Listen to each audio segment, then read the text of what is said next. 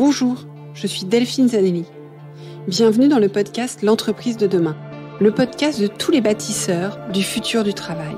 Celles et ceux qui le vivent, le créent, le questionnent et chaque jour le réinventent.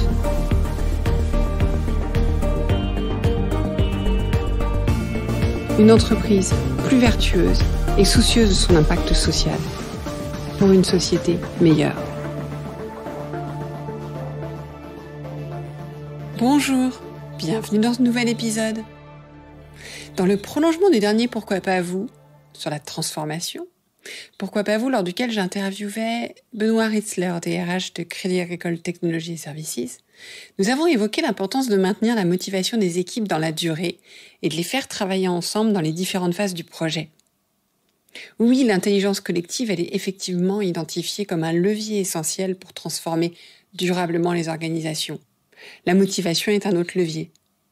Et si mobiliser l'intelligence collective et motiver les équipes apparaît indispensable dans un contexte en mutation, cela reste complexe.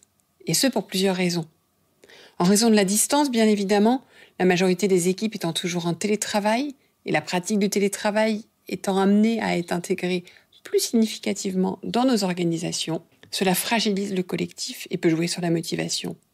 On voit bien que certains collaborateurs ont peu à peu disparu des écrans. En raison aussi de la montée de l'individualisme. Certes, ce n'est pas nouveau, mais couplé au repli sur soi engendré par les confinements successifs, ça met là encore le collectif à mal et joue sur la motivation.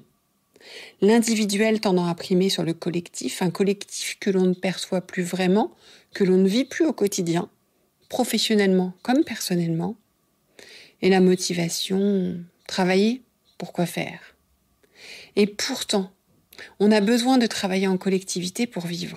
J'ai donc souhaité demander à Julien Pellabert, fondateur de l'Institut NERA, Institut de négociation et de recherche appliquée, comment embarquer les équipes et les faire collaborer pour bâtir le futur dans le contexte que nous connaissons, et ce, quelles que soient nos pratiques de collaboration.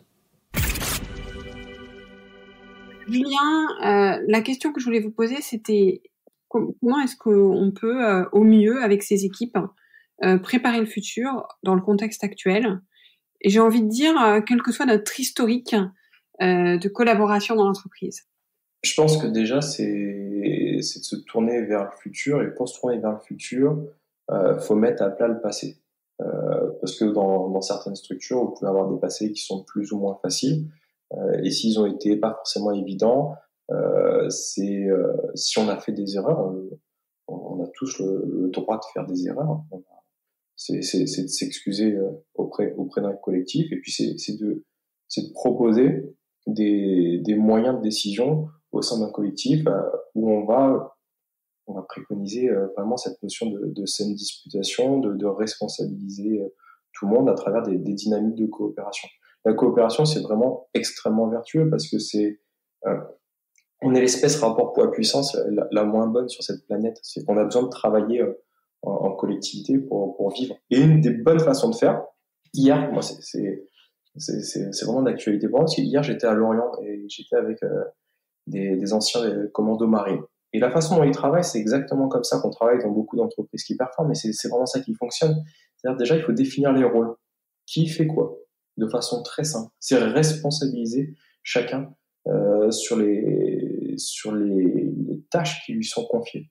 Deuxièmement, on a vu que si on avait des équipes qui étaient trop grosses, on peut avoir des notions de passagers clandestins, de responsabilisation. Bon, on va réduire la taille des équipes. On peut travailler aussi sur cette notion d'appartenance à un groupe, de cohésion sociale. C'est une bonne façon de faire.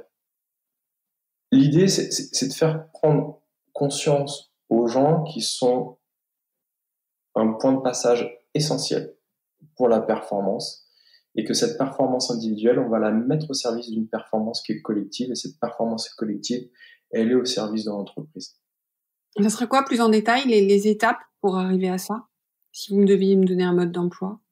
Ça peut être de travailler sur des objectifs clairs, réalistes pour chaque collaborateur, qu'il ait une compréhension de pourquoi il fait son travail. Et là, on vient travailler sur non pas une motivation qui est extrinsèque, c'est-à-dire la carotte ou le bâton, la prime ou la punition, mais on vient travailler sur une vraie motivation qui est intrinsèque. C'est-à-dire, on va expliquer la finalité de la tâche au collaborateur. Dans quoi il s'inscrit? C'est quoi la vision de l'entreprise? Pourquoi est-ce que j'ai besoin de lui? On peut travailler sur un deuxième levier qui est l'autonomie, c'est lui laisser un degré de liberté, même si on va venir chercher des points de passage. Mais en tout cas, sur la façon dont il va réaliser son travail et ses tâches, c'est lui laisser un degré d'autonomie. Et troisièmement, ça peut être la notion de maturité, c'est-à-dire c'est lui permettre d'avoir un environnement où intellectuellement, il va continuer à apprendre, à se développer, à être stimulé aussi intellectuellement. À partir de ce moment-là, si on travaille sur l'autonomie, la maturité et la finalité, on travaille sur les 3 leviers de la motivation intrinsèque. Et donc, on s'assure d'une certaine manière que les gens sont plus engagés au quotidien dans leur travail. Encore une fois, en évoquant l'importance de l'autonomie, de la maturité, de la finalité, Julien revient sur des fondamentaux qui sont dans nos mains, sur lesquels nous pouvons agir concrètement. Alors, qu'allez-vous mettre en place? J'espère que l'épisode vous a plu. Faites-le moi savoir en laissant des étoiles et des commentaires sur Apple Podcasts. Cela me permet de le faire connaître, le podcast, et m'encourage à le poursuivre. Rejoignez-moi également sur le groupe LinkedIn L'Entreprise de demain pour échanger avec d'autres auditeurs, proposer des invités.